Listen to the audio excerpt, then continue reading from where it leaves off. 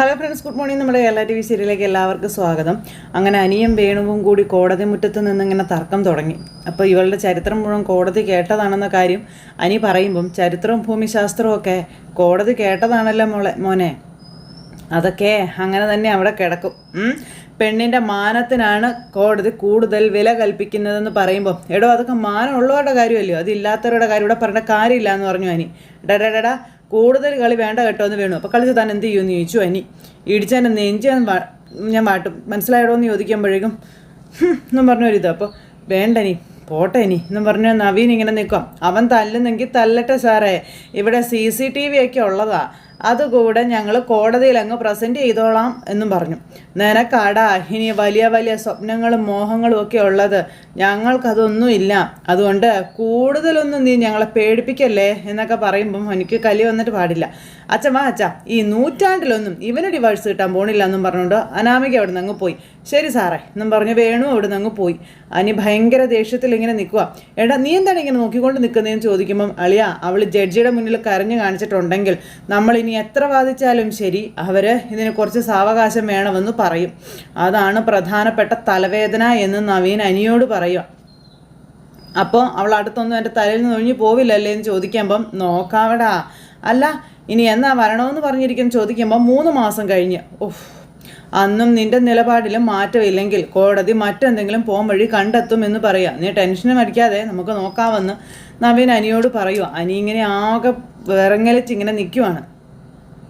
ഇത് കഴിഞ്ഞതിന് ശേഷം എന്നെ കാണിക്കുന്നത് നമ്മുടെ നവ്യ കേട്ടോ. നവ്യ ഇങ്ങനെ കണ്ണാടിയുടെ മുന്നിൽ പോയി നിൽക്കുമ്പോൾ നവ്യയുടെ മുന്നിലേക്ക് നവ്യയുടെ പ്രതിരൂപം വന്നു. എന്നിട്ട് നവ്യയുടെ ബാഹ്യ സൗന്ദര്യത്തെ പറ്റിയും അതുപോലെ തന്നെ രൂപത്തെ പറ്റിയൊക്കെ ഭയങ്കര മതിപ്പായിരുന്നല്ലോ. ഇപ്പം പിന്നെ എന്തു പറ്റി? പുറമേയുള്ള സൗന്ദര്യം അല്ല മനുഷ്യന് വേണ്ടതെന്ന് നിനക്ക് മനസ്സിലായോ എന്ന് നവ്യയോട് ചോദിക്കുകയാണ്. അപ്പോഴേക്കും വരികയാണ് നമ്മുടെ അഭി നോക്കുമ്പോൾ നവ്യ ഇങ്ങനെ കണ്ണാടിയിലേക്ക് തന്നെ നോക്കി നിൽക്കുന്നു. അപ്പം എന്നിട്ട് നവ്യയെ കണ്ടങ്ങ് കയറി വന്നു. നവ്യയെ എന്നും പറഞ്ഞ് വിളിച്ചു കേട്ടോ. അപ്പം നവ്യ ഇങ്ങനെ തിരിഞ്ഞു നോക്കുവാണ്. ഈ സ്വിറ്റ്സർലൻഡിൽ ഒരു വലിയ ഗോൾഡ് ആൻഡ് ഡയമണ്ട് ഡീലേഴ്സ് വന്നിട്ടുണ്ടെന്നും അവരുടെ ഒരു ഡീല് നടക്കുന്നുണ്ട്, അന്ന് ബോംബെയിൽ വെച്ച് നടന്നില്ലേ, അതിൻ്റെ 4 ഇരട്ടി ഗുണം ചെയ്യുന്ന സംഭവമാണെന്ന കാര്യം ഈ അഭി പറയുവാണ്. ഇവിടെ ട്രിവാൻഡ്രത്ത് ഒരു ഹോട്ടൽ വെച്ചാണ് അതിൻ്റെ ഡീല് നടക്കാൻ പോകുന്നത്. അന്ന് ഡേവിഡ് സാറിനൊപ്പം ഞാനും പോകുന്നുണ്ടെന്ന് പറയും. അപ്പോൾ സാധാരണ ഇത്തരം ഡീലിന് സാധാരണ കമ്പനിയുടെ MD മാരല്ലേ പോകേണ്ടതെന്ന് ചോദിക്കുമ്പം, ഇവിടെ MDക്ക് അയാളെക്കാളും വിശ്വാസം എന്നെയാണെന്നാണ് തോന്നുന്നത്, അതുകൊണ്ടാണ് എന്നെയും കൂടെ കൂട്ടി പോകുന്നതെന്ന് പറഞ്ഞു. ഇപ്പം തന്നെ നമ്മുടെ കമ്പനി 1ാമതാ. ഈ ഡീലും കൂടെ ഉറപ്പിച്ചു കഴിഞ്ഞാൽ ഒരു കുതിച്ചാട്ടം വീണ്ടും ഉണ്ടാവുമല്ലേ എന്ന് ചോദിച്ചു നവ്യ. അത് പിന്നെ പറയേണ്ട കാര്യമുണ്ടോ? മൂർത്തി ജ്വല്ലറിയെ തകർത്ത് തരിപ്പണമാക്കാൻ ദൈവം ഓരോരോ അവസരങ്ങൾ കൊണ്ട് തരികയാണെന്ന കാര്യം പറയുവാണ് അഭി. അപ്പോൾ അങ്ങനെ തകരില്ലടാ മൂർത്തി മുത്തച്ഛൻ പടുത്തുയർത്തിയ മൂർത്തി ജ്വല്ലറി എന്ന് നവ്യ ഇങ്ങനെ മനസ്സിൽ ചിന്തിക്കുമ്പം, അല്ല നീ എന്ത് ആലോചിക്കുന്നതെന്ന് ചോദിച്ചു. അല്ല ഒരുപാട് പ്രതീക്ഷയിൽ പോയിട്ട് നമുക്ക് നഷ്ടപ്പെട്ടു പോയാൽ അത് വലിയ തിരിച്ചടി ആവത്തില്ലേടാ. ഈ ഡീല് മൂർത്തി ജ്വല്ലറി സ്വന്തമാക്കിയ അവിടെ ജയിക്കുന്നത് ആദർശേട്ടൻ പോലും അല്ല, അനിയാണെന്ന് നീ ഓർക്കണം. അപ്പം അവിടെ ഒരിക്കലും ഞാൻ സമ്മതിക്കത്തില്ല. അവൻ മൂർത്തി ജ്വല്ലറിയുടെ MD ആയതുകൊണ്ട് എന്ത് വില കൊടുത്തും നമ്മളിത് നേടും എന്ന് ഈ നവ്യയോട് പറയുന്നു. അപ്പോൾ നയന കളക്ഷൻസിനേക്കാളും ആളുകൾക്ക് ഇപ്പോൾ മതിപ്പ് മാളവിക കളക്ഷൻസിനോട് തന്നെയാണെന്നും, പിന്നെ അവൾ വരയ്ക്കുന്ന ഡിസൈൻസ് ആദ്യം തന്നെ നമ്മൾ സ്വിറ്റ്സർലൻഡ് കമ്പനിക്ക് അയച്ചു കൊടുക്കുമെന്ന കാര്യവും അഭി പറയണം. അതിനുശേഷം കൊട്ടേഷനും നമ്മൾ കുറച്ച് കൊടുക്കുമെന്നും അഭി പറയുക. പിന്നെ ഒരു കാരണവശാലും നമുക്ക് ഈ ഡീല് നഷ്ടപ്പെട്ടു പോവില്ല നവ്യ എന്ന് പറയുമ്പം നവ്യ നിന്നിങ്ങനെ ചിന്തിക്കുക എങ്ങനെ ഇവരെ കൂപ്പ് കുത്തിക്കാം എന്ന്. നീ എൻ്റെ ഭാഗ്യമാണ്, നീ കൂടെ ഉള്ളപ്പോഴേ അത് നമ്മൾ സ്വന്തമാക്കും മോളെ എന്നും പറഞ്ഞ് നവ്യ. പക്ഷെ നീ എൻ്റെ നിർഭാഗ്യമാടാ, ശാപമാടാ, അതുകൊണ്ട് തന്നെ നീ ഈ ഡീലിൽ വിജയിക്കാൻ പാടില്ല എന്ന് നവ്യ മനസ്സിൽ ചിന്തിക്കുന്നു. അതൊക്കെ എവിടെ നിൽക്കട്ടെ, ഈ ഡീലിൽ നീ വിജയിച്ചു കഴിഞ്ഞാൽ എനിക്കെന്ത് തരുമെന്ന് നവ്യ ചോദിച്ചു. AM ജ്വല്ലറിയിലേക്ക് എന്നെ കൊണ്ടുപോയത് നീയാ, അതുകൊണ്ട് നിനക്ക് വിലപിടിപ്പുള്ളൊരു സമ്മാനം അതിനുശേഷം ഞാൻ തന്നിരിക്കും എന്ന് നവ്യയോട് അഭി പറയുന്നു. നമുക്ക് മുകളിൽ അവിടെ ആരും കൊട്ടേഷൻ വെക്കില്ല, അത് ഞാൻ ഉറപ്പിച്ച് കഴിഞ്ഞു എന്ന് പറഞ്ഞു. അപ്പം നീ ഉറപ്പിച്ചോ? നിന്റെ പറച്ചിൽ കേട്ടാൽ തോന്നുമല്ലോ നീയാണ് ഇപ്പോൾ AM ജ്വല്ലറിയുടെ MD എന്ന്. അപ്പോൾ അത് കേട്ടപ്പം ഡേവിഡ് സാറിന് എന്നെ ഇപ്പോൾ അമിതമായ വിശ്വാസമാണ്. ഇപ്പോൾ അയാൾക്ക് ഞാനില്ലാണ്ട് പറ്റില്ല എന്നുള്ളൊരവസ്ഥ വരെ വന്നിട്ടുണ്ടേ. അല്ലെങ്കിൽ മാനേജറായി എന്നെ അന്നത്തെ ദിവസം കൂടെ കൊണ്ടുപോകേണ്ട കാര്യം വല്ലതും ഉണ്ടോ എന്നൊക്കെ ചോദിച്ചു. അതുമാത്രമല്ല അന്ന് അനി ഈ ഡീലിൽ പങ്കെടുക്കുകയാണെങ്കിൽ അവൻ എന്നെ മൂർത്തി ജ്വല്ലറിയിൽ നിന്ന് പുറത്താക്കിയവനാണെന്നും അവൻ്റെ മുന്നിൽ വിജയിച്ച് തലയുയർത്തി പിടിച്ച് എനിക്ക് നിൽക്കണമെന്നും അഭി പറയണം. അതൊക്കെ ഒരു മധുര പ്രതികാരമല്ലേ മോളെ എന്ന് ചോദിക്കുമ്പോൾ ആ കാഴ്ച എനിക്ക് കാണാൻ പറ്റത്തില്ലല്ലോടാ. തൽക്കാലം നിന്നെ അങ്ങോട്ട് കൊണ്ടുപോകാൻ ഒരു നിവർത്തിയില്ല. എങ്കിലും നമ്മൾ വിജയിക്കുന്ന പക്ഷം ആ ദൃശ്യങ്ങളൊക്കെ ഞാൻ മൊബൈലിൽ പകർത്തിക്കോളാം.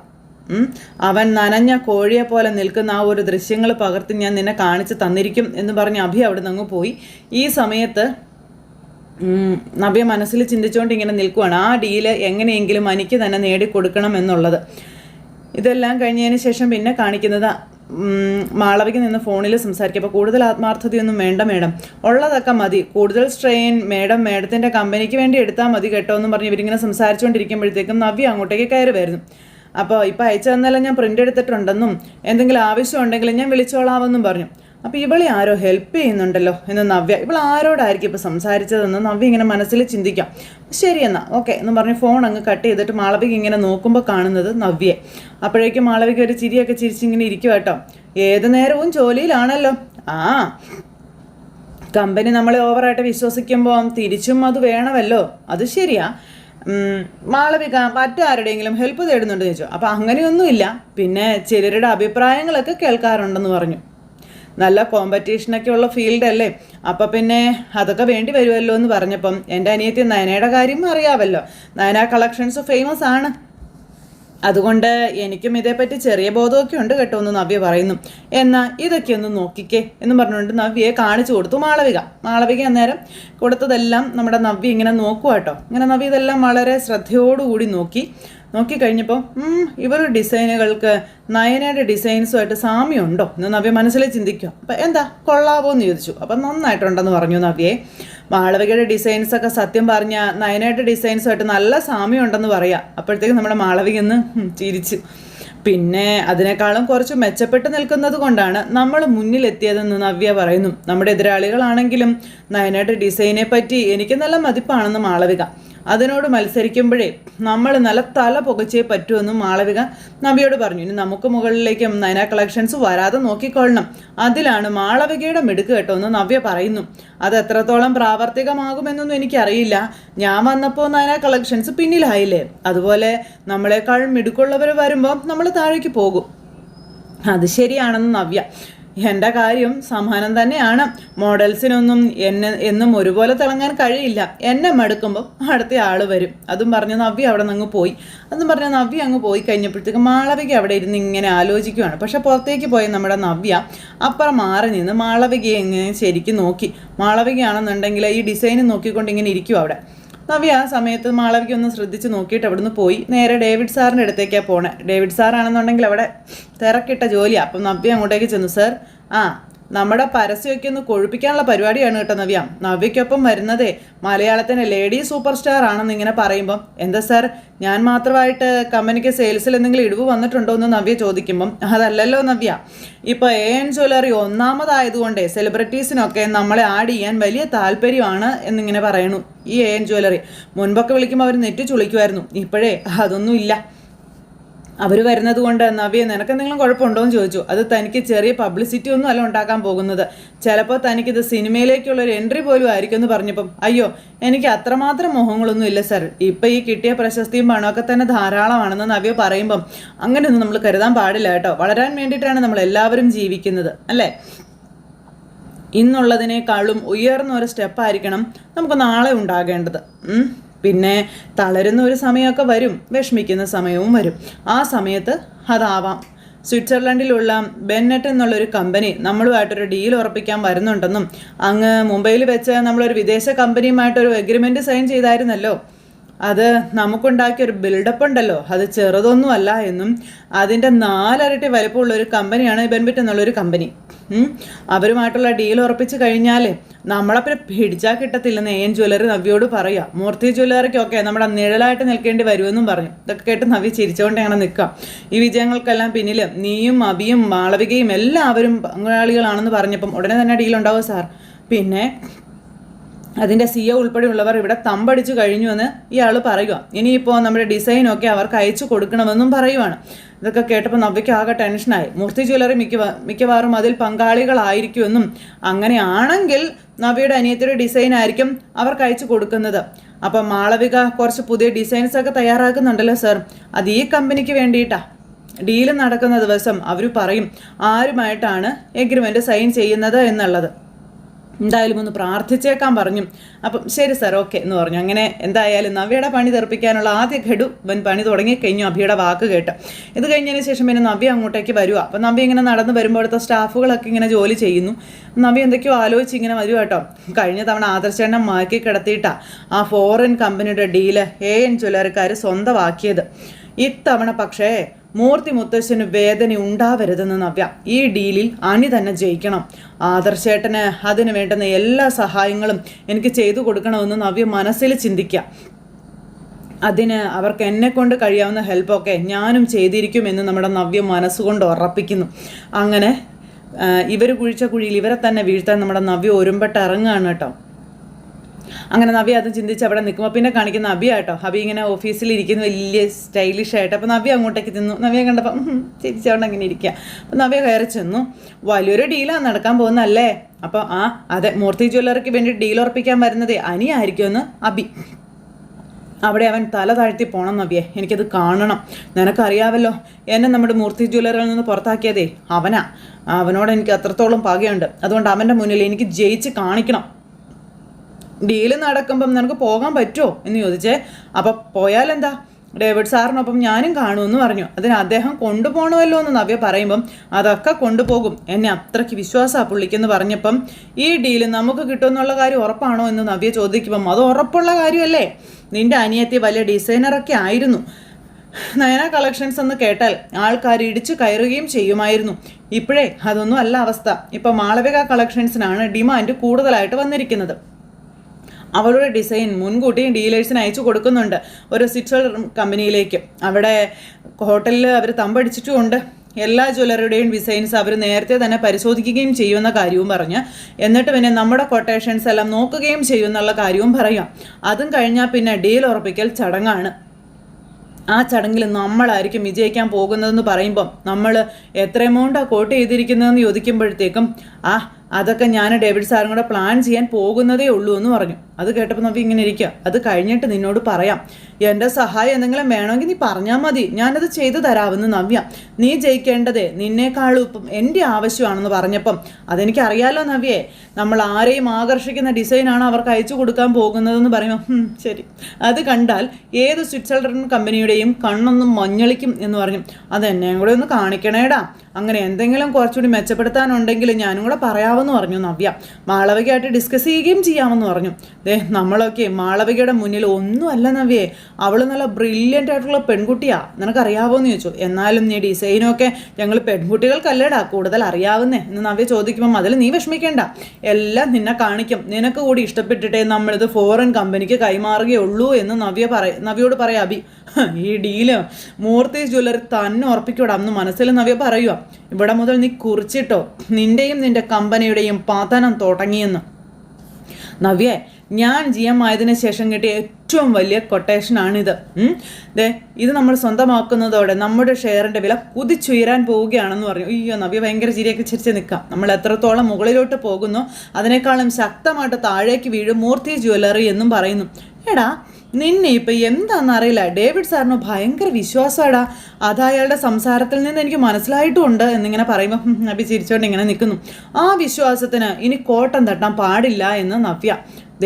അതുകൊണ്ടേ ഇവിടെ എന്ത് നടന്നാലും അത് ഞാനുമായിട്ട് ഡിസ്കസ് ചെയ്തിട്ടേ മുന്നോട്ട് പോകാൻ പാടുള്ളൂ എന്ന് പറയുമ്പം അത് അത്രേ ഉള്ളൂ. നീ എനിക്ക് നേടിത്തന്ന സൗഭാഗ്യങ്ങളാണ് നവ്യ ഇതൊക്കെ, അതൊരിക്കലും ഞാൻ മറക്കില്ല എന്ന് പറയുമ്പം ശരിയടാ എന്നാ എന്നും പറഞ്ഞുകൊണ്ട് നവ്യ അവിടെ നിന്ന് അങ്ങോട്ടേക്ക് പോയി. നവ്യ അങ്ങ് പോയി കഴിഞ്ഞപ്പം ചിരിച്ച മുഖം ഇങ്ങനെ കയറ്റി പിടിച്ചിട്ട് എൻ്റെ അച്ഛനുണ്ടായതുകൊണ്ടടി ഇവള് മോഡലായതുപോലും, എന്നിട്ട് അവളെ എന്നെ പഠിപ്പിക്കാൻ വരുന്നു എന്നും പറഞ്ഞു അബി ഇങ്ങനെ അവിടെ നിൽക്കുന്നു. ഇത് കഴിഞ്ഞ് നമ്മുടെ നവ്യ അവിടെ നേരെ മാളവികയുടെ റൂമിലേക്ക് ചെന്നു. അവിടെ ചെന്ന് മാളവികയുടെ ഡിസൈൻ മുഴുവനും മറ്റേ കൂട്ടുകാരിക്ക് അയച്ചു കൊടുത്തു. നീലിമയ്ക്ക് അയച്ചു കൊടുത്തിട്ട് ഫോണിൽ വിളിക്കാൻ ഞാൻ എല്ലാം അയച്ചിട്ടുണ്ട്, അത് നീ ഇപ്പം തന്നെ ആദർശേട്ടന് ഫോർവേഡ് ചെയ്യണമെന്ന കാര്യം പറഞ്ഞു. എന്നിട്ട് ഉടനെ നടക്കാൻ പോകുന്ന ഒരു ഡീലിൻ്റെ ഡീറ്റെയിൽസ് ആണെന്ന കാര്യവും നവ്യ പറയുക. AN ജ്വല്ലറിയുടെ കൊട്ടേഷൻ അതിൽ വിശദമായിട്ട് പറഞ്ഞിട്ടുണ്ടെന്ന കാര്യവും പറഞ്ഞു.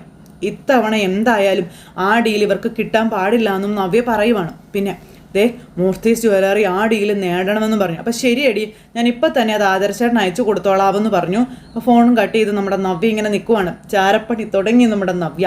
ഇത് കഴിഞ്ഞ് പിന്നെ കാണിക്കുന്ന ആദർശിനെ ആട്ടോ. ആദർശം നയനയും കൂടെ സ്വിറ്റ്സർലൻഡിൽ ഉള്ളൊരു കമ്പനി ഇവിടെ വലിയൊരു ഡീല് നടത്തുന്നുണ്ടല്ലോ, അതിലേക്ക് ഏഞ്ചലർ കൊടുക്കുന്ന കൊട്ടേഷൻ്റെ ഡീറ്റെയിൽസ് ആണിതെന്നുള്ള കാര്യം ആദർശ് പറയുക കാണിച്ചു കൊടുത്തിട്ട്. അപ്പോൾ ഇത് അയച്ചത് മാളവികയാണോ എന്ന് ചോദിക്കുമ്പം അല്ല, അവൾക്ക് ഇതേപ്പറ്റിയൊന്നും കൃത്യമായിട്ട് അറിയില്ല.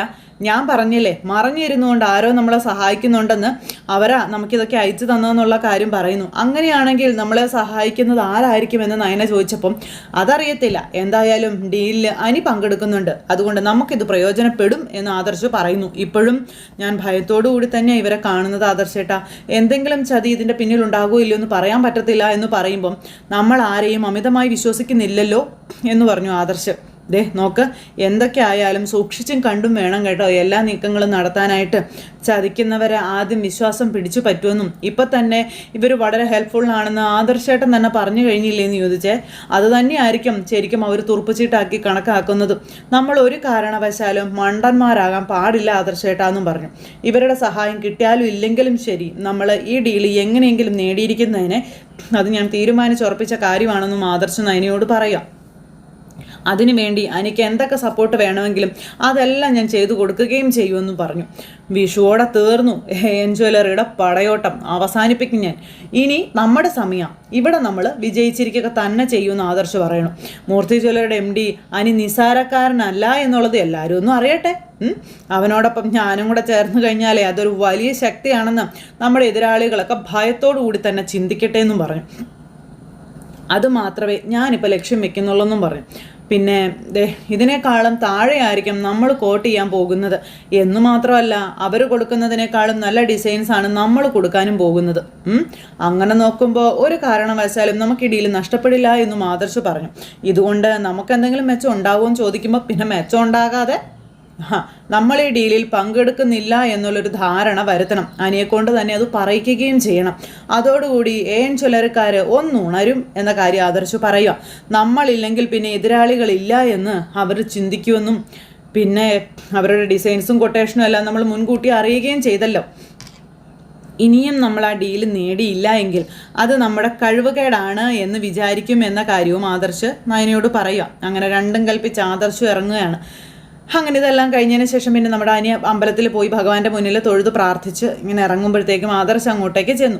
ആദർശേട്ടാ എന്ന് പറയുമ്പോൾ വിളിച്ച് അനി അങ്ങോട്ടേക്ക് ചെന്നു. നമ്മുടെ മാർക്കറ്റ് വില ഇടിഞ്ഞു താഴ്ന്നു. ഇത് ഈ ഒരു ഡീല് നമുക്ക് കിട്ടിയാലേ താഴേക്ക് പോയതൊക്കെ അതിൻ്റെ ഇരട്ടി മുകളിലോട്ട് കയറും എന്ന് ആദർശ് അനിയോട് പറയാം. പക്ഷേ ഏട്ടാ, ഞാൻ പോയാൽ ഏട്ടൻ പ്രതീക്ഷിക്കുന്നത് പോലെ കാര്യങ്ങൾ നടക്കുന്നു തോന്നുന്നില്ല എന്ന് അനി പറയുമ്പം, എടാ നിൻ്റെ പിന്നിൽ ഞാനുണ്ടല്ലോ, പക്ഷെ അതിനു മുൻപ് നീ നമ്മുടെ വീട്ടിലുള്ളവരെ ഒന്ന് തെറ്റിദ്ധരിപ്പിക്കണമെന്ന് പറഞ്ഞു, പ്രത്യേകിച്ച് അഭിയെ.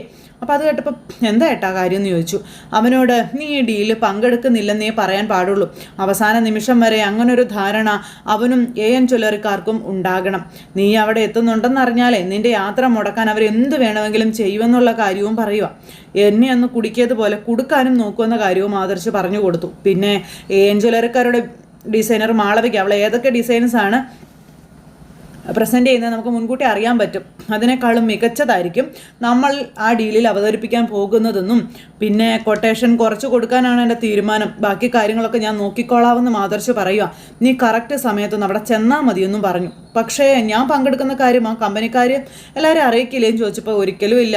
ആ ഡീല് നടക്കുന്ന ഹോളിൽ ചെന്നതിന് ശേഷം മാത്രമേ പരസ്പരം അവിടെ ആരൊക്കെ എത്തിയിട്ടുണ്ടെന്നുള്ള കാര്യം എല്ലാവർക്കും അറിയാൻ പറ്റത്തുള്ളൂ. ഇവിടം മുതൽ നമ്മൾ തുടങ്ങുകയാണെന്ന് ആദർശ്. ഇവിടുന്ന് തിരികൊളുത്തി കഴിഞ്ഞാൽ അടുത്ത ഓണത്തിന് നമുക്കുണ്ടായ ക്ഷീണം മാറുമെന്ന് മാത്രമല്ല ജ്വല്ലറിയുടെ അധപ്പതനവും തുടങ്ങുമെന്ന കാര്യവും ആദർശ് എനിക്ക് പറഞ്ഞു കൊടുത്തു. പിന്നെ ഇനി നിന്റെ മുന്നിൽ ഒരിക്കലും അഭിഞ്ഞെളിഞ്ഞു നിൽക്കാൻ പാടില്ല. നമ്മുടെ കമ്പനി ഇപ്പം നീയാ, കമ്പനിയുടെ MD ഇപ്പം നീയാ. ഈ ഡീല് വിജയിക്കുമ്പോൾ അതിൻ്റെ ക്രെഡിറ്റ് നിനക്കിരുന്നോട്ടെ. അപ്പോൾ എനിക്കൊരു ക്രെഡിറ്റും വേണ്ട. എത്രയും പെട്ടെന്ന് ഏട്ടൻ നമ്മുടെ കമ്പനിയിലേക്കൊന്ന് മടങ്ങി വന്നാൽ മതിയെന്ന് അനി പറയുമ്പം, എടാ അതിന് കുറച്ച് സമയം കൂടി എടുക്കും. നമ്മുടെ മുത്തശ്ശൻ കാര്യങ്ങളൊക്കെ മനസ്സിലാക്കി എന്നെ ഒന്ന് വന്ന് വിളിച്ചാൽ മാത്രമേ ഞാൻ വരുള്ളൂ. എൻ്റെ ഭാഗത്ത് വീഴ്ച പറ്റിയിട്ടില്ല എന്ന് മുത്തശ്ശൻ പറയണം. അതുവരെ ഇതിങ്ങനെ തന്നെ തുടരട്ടേടാ എന്നൊക്കെ ആദർശ് അനിയോട് പറഞ്ഞു. അങ്ങനെ ചേട്ടനും അനിയനും കണ്ടു പിരിഞ്ഞു. എന്തായാലും ഇതെല്ലാം കാണിച്ചുകൊണ്ട് ഇന്നത്തെ നമ്മുടെ ആദ്യത്തെ പാട്ട് അവസാനിച്ചു. അപ്പോൾ എല്ലാവരും കാത്തിരുന്ന് കാണണേ. എല്ലാവർക്കും നല്ലൊരു ദിവസം ആശംസിക്കട്ടോ. ടാറ്റാ.